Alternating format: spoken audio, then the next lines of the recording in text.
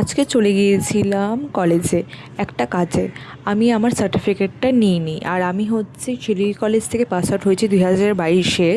তো আমার সঙ্গে যারা পড়েছিল তারা হচ্ছে বেশিরভাগই হচ্ছে সার্টিফিকেট নিয়ে নিয়েছিল তারা। আর যারা নেয়নি আমি তাদেরকে কল করেছিলাম, তারা ব্যস্ত ছিল বলে তারা যেতে পারেনি। তো আমি একা চলে গিয়েছিলাম শনিবারের দিন। আর হয়তো শনিবারের দিন গিয়েছিলাম বলেই কলেজটা অনেকটাই ফাঁকা ছিল, আর আমার কাজটা তাড়াতাড়ি হয়ে গিয়েছিল। যাই হোক, ভালো করে তো কলেজে যখন ঢুকেছিলাম কিছু কিছু মেমোরি মনে পড়ছিল। কিন্তু আমি হচ্ছে একটা বছরই খুব ভালো পেয়েছিলাম, কারণ তারপরে হচ্ছে কোভিড চলে এসেছিলো বলে হচ্ছে সেভাবে পাইনি কলেজটা। তারপরে হচ্ছে বাড়িতে বসে অনলাইনে পরীক্ষা দিতে হয়েছিল, ক্লাস করতে হয়েছিল।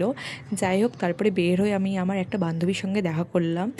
এই যে আমার সার্টিফিকেট নেওয়া হয়ে গেছে 2022-এ, দেখো ফাইনালি নিলাম। থ্যাংক ইউ, ভিডিওটা দেখার জন্য। Love you all.